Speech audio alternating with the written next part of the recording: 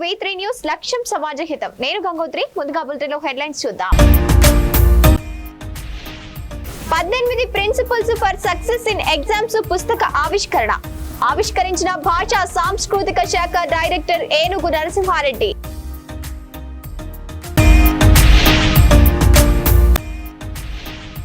Belt షాపులతో తమ వ్యాపారం దెబ్బతింటోంది.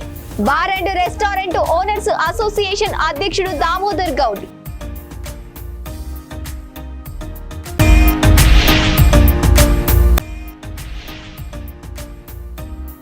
ధర్మవరంలో ద్విచక్ర వాహన దొంగలు అరెస్ట్. 2 అరెస్ట్, 12 ద్విచక్ర వాహనాలు స్వాధీనం.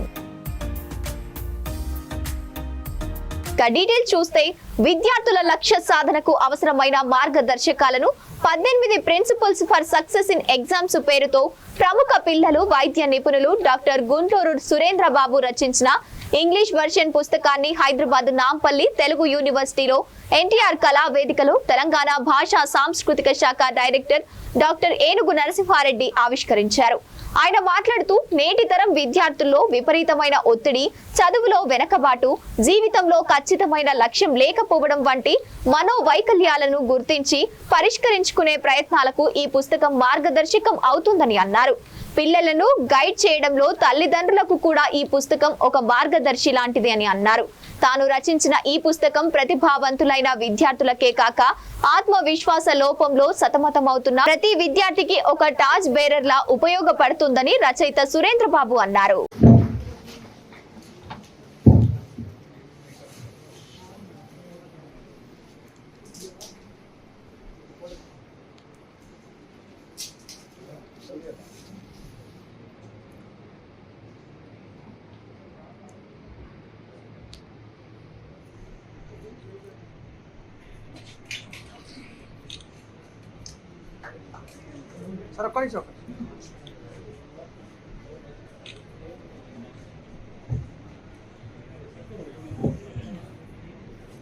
Everyone, I request everyone to please take your seat to please talk a few words. నమస్కారం. ఇది పరీక్షలో విజయానికి 18 సూత్రాల కింద 5 ఉంటాయా, 10 ఉంటాయా, 100 సూత్రాలు ఉంటాయా అనేది నిజానికి ఎవరి సూత్రాలని ఒక కాంప్రహెన్సివ్ నేచర్ లో 18 కింద గుదిగుచ్చి ఈ రోజు మనందరికీ ఒక ఉపయుక్తమైన పుస్తకంగా, బేసిక్ గా అంటే పీడియాట్రిషియన్ పిల్లల డాక్టర్ అని తెలిసి నేను ఆశ్చర్యపోయాను. ఇది చాలా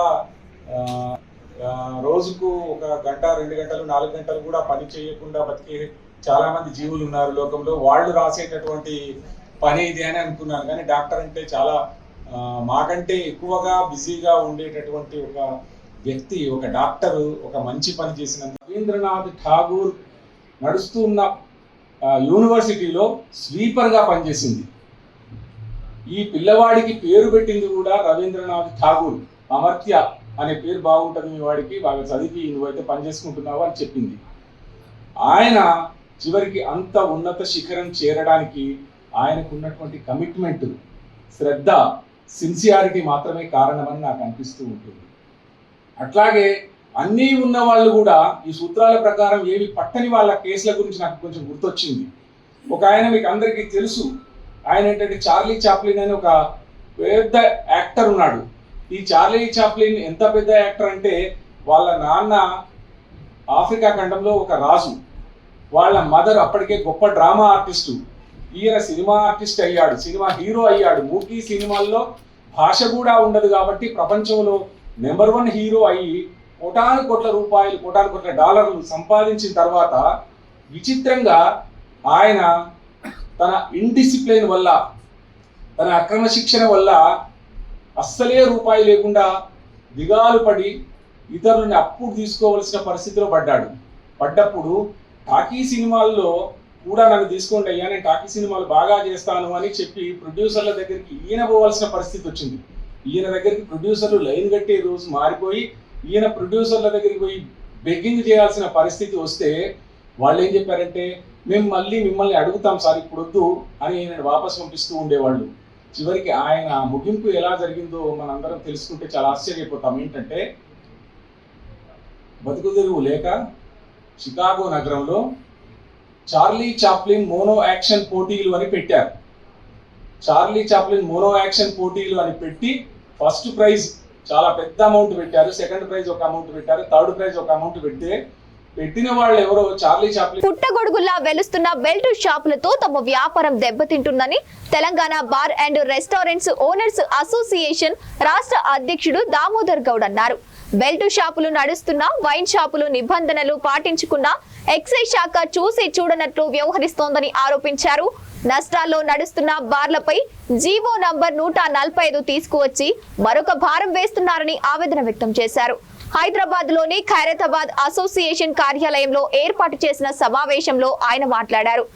రెంటల్ అగ్రిమెంటులో రిజిస్ట్రేషన్ లీజ్ డీడీ మినహాయించి వైన్ షాపులలో పర్మనెంట్ రూములను నిబంధనల మేరకు నడిచేలా చర్యలు తీసుకోవాలని వారు కోరారు.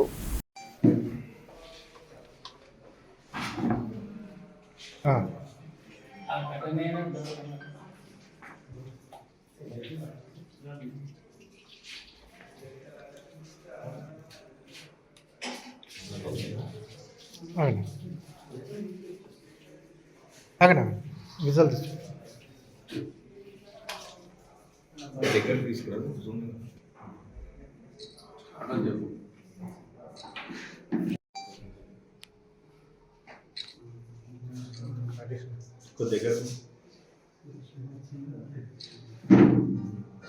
ఒకసారి ఇక్కడ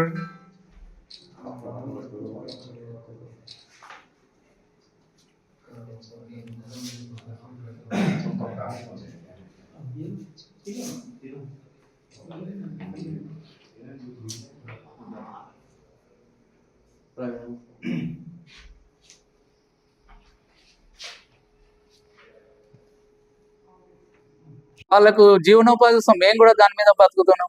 మేము 20-30 ఏళ్ళ నుండి ఉన్నాం. ఈ వైన్ షాపులు టెండర్లు వేస్తే మాకు రావట్లేదని ఫీల్డ్ ఉండి తప్పించుకోలేక మేము చేస్తుంటే, అంటే వీళ్ళు ఏదైనా సరే ఈ వ్యవస్థ ఏ విధంగా అప్పులు తెచ్చి కడతారు, వీళ్ళు అప్పుల పాలైనా కూడా ఇంకా భారం వేసి వీళ్ళు ఏ విధంగా కట్టకపోతే చర్యలు, ఏదన్నా ఈ జీవో తప్పని కోర్టుకు వెళ్తే కేసులు. మరి ఎన్ని కేసులు చేయాలి? అంటే మేము ఈ వ్యవస్థను నడుపుకుంటూ జైలు తిండి తినాలి, పనిష్మెంట్ అనుభవించాలి. ఇది దౌర్భాగ్యమా? ఎందుకు ఆలోచిస్తలేదు? మేము రెవెన్యూ ముఖ్యమంటున్నారు, రెవెన్యూ ఇవ్వడానికి రెడీగా ఉన్నాం. మీరు మా వెసులుబాటు కల్పియండి, ప్రభుత్వానికి రెవెన్యూ ఘాటు లాంటిదని చెప్తున్నాం. మేము కట్టట్లేదా? లైసెన్స్ ఫీజు పెంచినప్పటికీ కూడా చేస్తున్నాం. ఈ యొక్క అమలు చేయమంటున్నాం ఈ రూల్స్ను. అన్ని జిల్లాలలో 10 గంటల వరకు టైం ఉంది వైన్ షాప్ టైమింగ్. ఈ హైదరాబాద్లో వచ్చే వరకు 11 గంటల వరకు ఉంది నైట్. ఈ యొక్క టైమింగ్ను తగ్గియమంటున్నాం. ఈ రోజు హైదరాబాద్లో క్రైమ్ పెరుగుతుంది అన్నా కూడా చెవి పెడుతున్నారు. ఈ రోజు జరిగిన చంద్రాయణగుట్టలో అదే వైన్ షాపులలో పర్మిట్ రూమ్లలో పక్కన నడి రోడ్ల మర్డర్లు అయినాయి, ఎఫ్ఐఆర్ అయింది. అంటే పబ్లిక్ ప్రాణాలు ముఖ్యం, అవసరం లేదా ప్రభుత్వానికి? మేమే చెప్తున్నాం, రెవెన్యూ ఇచ్చేటాళ్ళమే మేము రెవెన్యూ కట్టనీకి రెడీగా ఉన్నాం. విధి విధానాలలో మార్పులు చేయమని చెప్తున్నాం. ఆ టైమింగ్ దగ్గర అంటే ప్రభుత్వానికి రెవెన్యూ పబ్లిక్ మేము చెప్తున్నాము, మానవత దృక్పథంతోనే మేము చెప్తున్నాం. మా వ్యాపారం బాగుండాలి, మీకు రెవెన్యూ కావాలి, పబ్లిక్ బాగుండాలని చెప్తున్నాం. ఈ విధంగా చెప్పినప్పటికీ కూడా అంటే వీళ్ళు ఏం చేయలేననే పరిస్థితి ఇదైపోయింది. అంటే రోడ్డు ఎక్కితేనేమో రోడ్డు ఎక్కిండ్రు అన్నారు, లోపటిలో పోయి రిప్రజెంటేషన్లు ఇప్పటి వరకు పట్టించుకుంటలేరు. దీన్ని ఎవరు పరిష్కరించాలి? మేము మా కష్టాలు నుండి కొత్త ప్రభుత్వం, పాత ప్రభుత్వంలో వినిపించుకోకపోయి కొత్త ప్రభుత్వం వచ్చిన తర్వాత కూడా ఎన్నిసార్లు మీటింగ్ పెడితే మినిస్టర్ గారు ఎప్పుడు పోయినా కూడా టైం బీయింగ్ చేస్తున్నారు. అంటే ఒక అధికారులను పిలిపించి ఒక మీటింగ్ పెట్టలేని పరిస్థితి. ఎలక్షన్లు వస్తే హడావుడి చేస్తున్నారు, ఎలక్షన్ల ప్రోగ్రామ్ అంటున్నారు. మరి మేము లైసెన్స్ ఫీజు కట్టకపోతే మళ్ళీ పెనాల్టీలు వేస్తున్నారు. ఇంటి ఓనర్లకు మాకు తగాదా ఉంది, రిజిస్టర్డ్ డీడ్ అవసరం లేదని చెప్తున్నాం. ఇప్పుడు రిజిస్టర్డ్ డీడ్ కంపల్సరీ కావాలంటే సూర్యాపేట పట్టణ స్థానిక 6వ వార్డు కాంగ్రెస్ అభ్యర్థిగా చేయి గుర్తుపై మీ అమూల్యమైన ఓటు వేసి నన్ను గెలిపించాలని చిలుముల సునీల్ రెడ్డి ఓటర్లను కోరారు. 6వ వార్డు అభ్యర్థిగా ప్రజలకు అందుబాటులో ఉంటానని, వారి సమస్యలపై పోరాడతానని హామీ ఇచ్చారు. 6వ వార్డు నుంచి కాంగ్రెస్ పార్టీ అభ్యర్థిగా నాకు టికెట్ ఇచ్చి అధిష్టానానికి లోకల్ పార్టీ నాయకులు రామ్ రెడ్డి, సర్వోత్తం రెడ్డి, పటేల్ రమేష్ రెడ్డి, వేనారెడ్డిలకు కృతజ్ఞతలు తెలియజేస్తున్నానని చిలుమల సునీల్ రెడ్డి అన్నారు. గుర్తుకే జై కాంగ్రెస్ జై కాంగ్రెస్ జై కాంగ్రెస్ జై కాంగ్రెస్. అందరూ ఒకసారి అక్కడ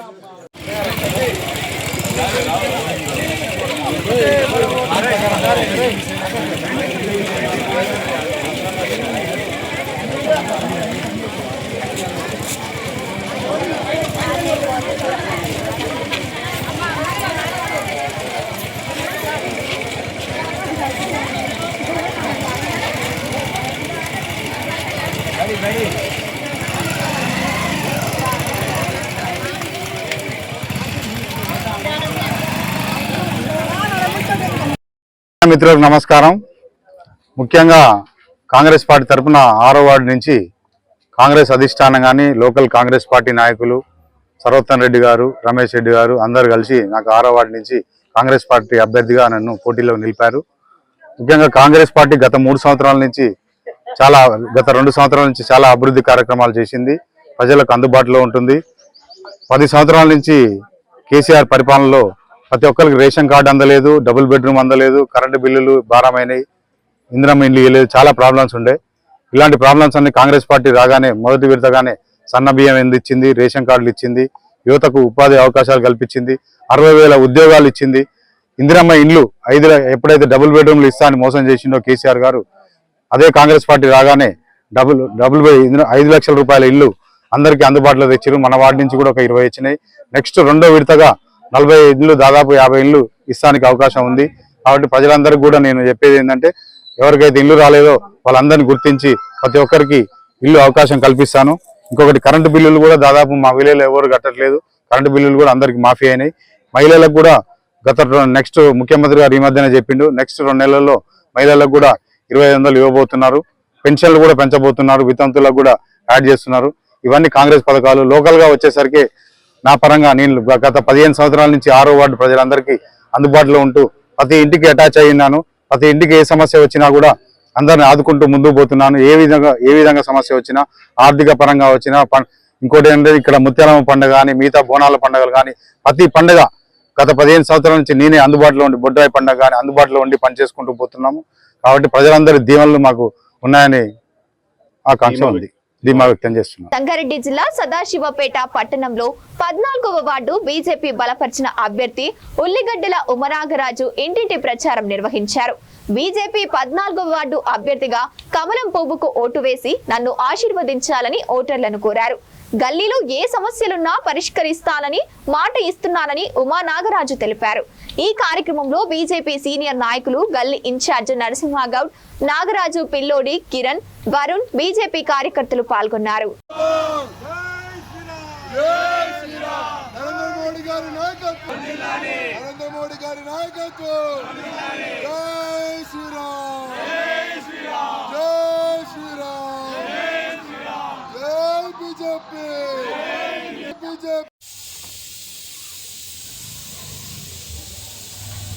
भारतीय जनता पार्टी जिंदाबाद, भारतीय जनता पार्टी जिंदाबाद, नरेंद्र मोदी गारी नायकत्वम वर्धिल्लाली, नरेंद्र मोदी गारी नायकत्वम वर्धिल्लाली, भारतीय जनता पार्टी जिंदाबाद.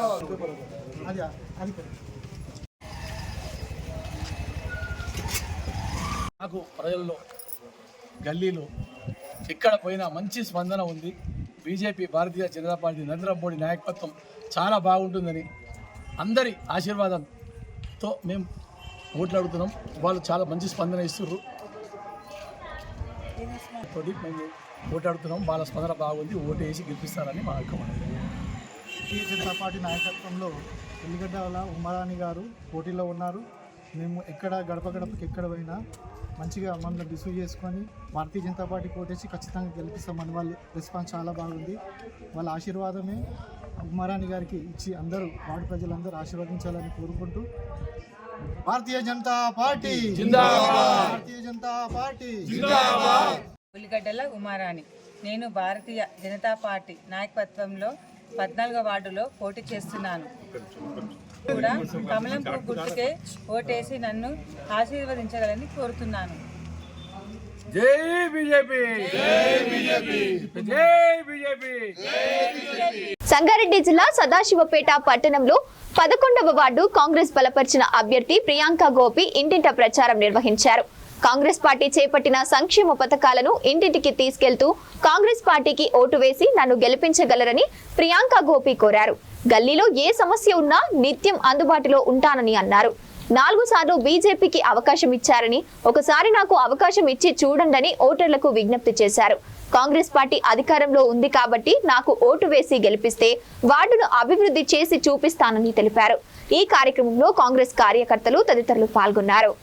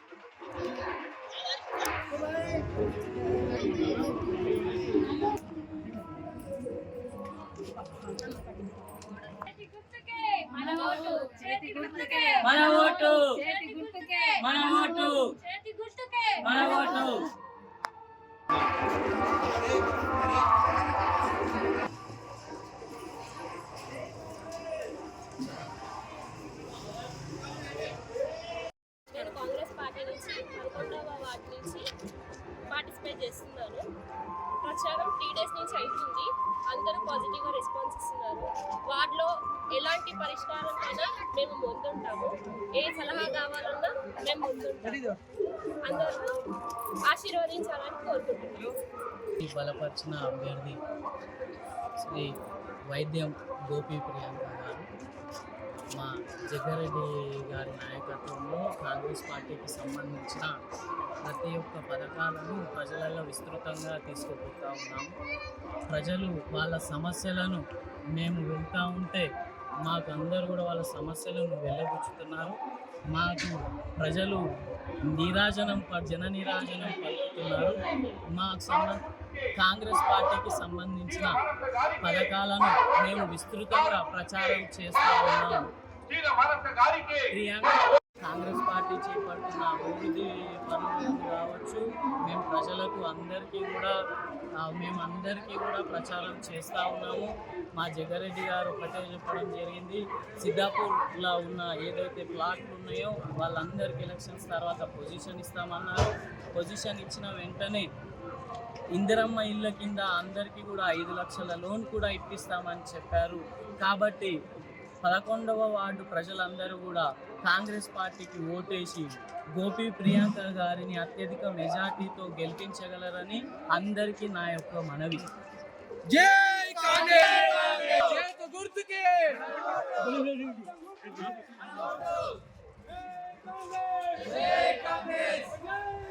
నంబర్ ప్లేట్ లేని ద్విచక్ర వాహనాలు ఎక్కడ కనిపించినా అటువంటి ద్విచక్ర వాహనాలను వెంటనే సీజ్ చేస్తామని ధర్మవరం డీఎస్పీ హేమంత్ కుమార్ వెల్లడించారు. ధర్మవరం 2 టౌన్ పోలీస్ స్టేషన్ లో ద్విచక్ర వాహనాలు దొంగలను అరెస్టు చేసి నిందితుల వివరాలను డీఎస్పీ వెల్లడించారు. ధర్మవరం పట్టణంలోని ఇందిరమ్మ కాలనీకి చెందిన సాకి మల్లికార్జున, ముదిగుబాద్ పాత ఊరికి చెందిన మద్దినేని నాగరాజులను అరెస్టు చేసి వారి వద్ద నుంచి 12 ద్విచక్ర వాహనాలు స్వాధీనం చేసుకున్నామన్నారు. మరో ప్రధాన నిందితుడు పరారీలో ఉన్నట్లు వెల్లడించారు.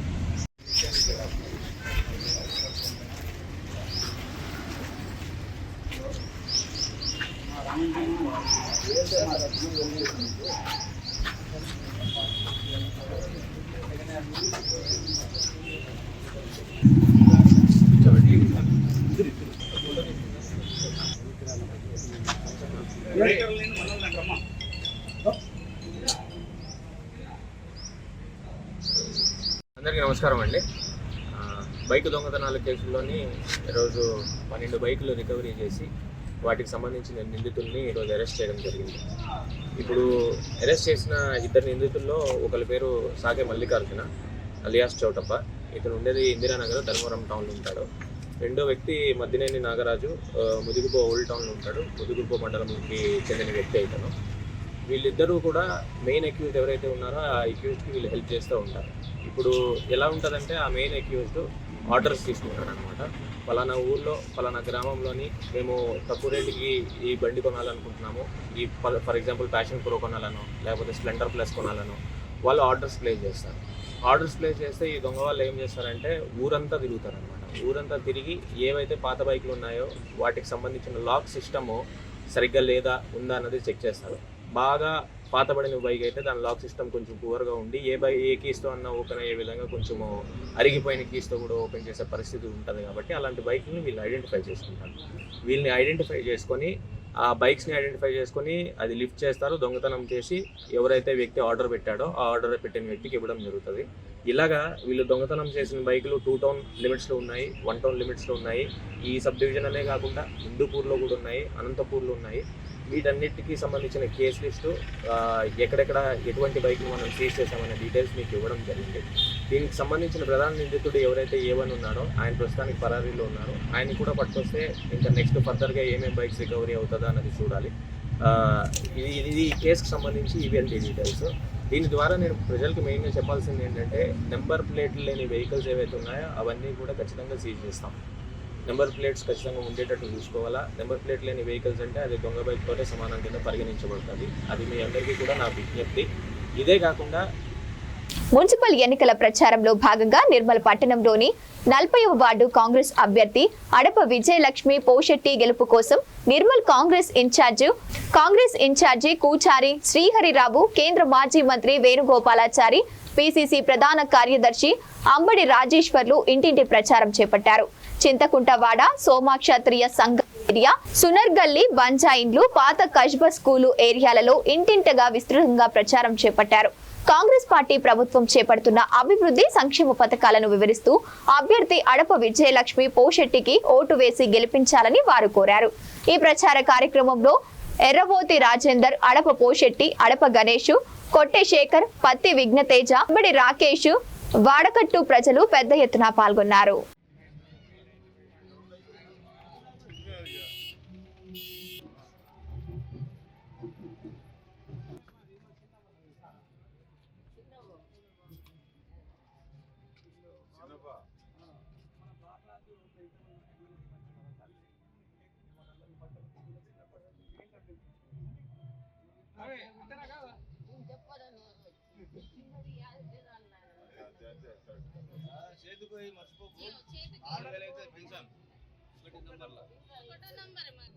చేతి గుర్తుంటుంది, చేతి గుర్తు చేయాలి.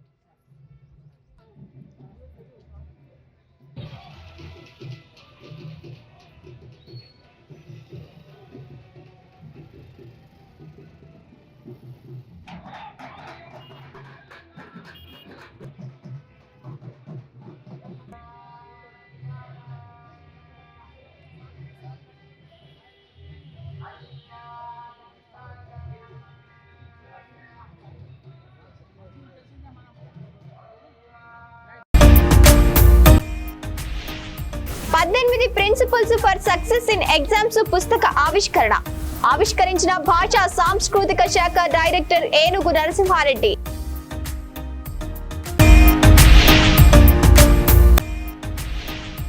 బెల్ట్ షాపులతో తమ వ్యాపారం దెబ్బతింటోంది. Bar and restaurant owners association అధ్యక్షుడు దామోదర్ గౌడ్.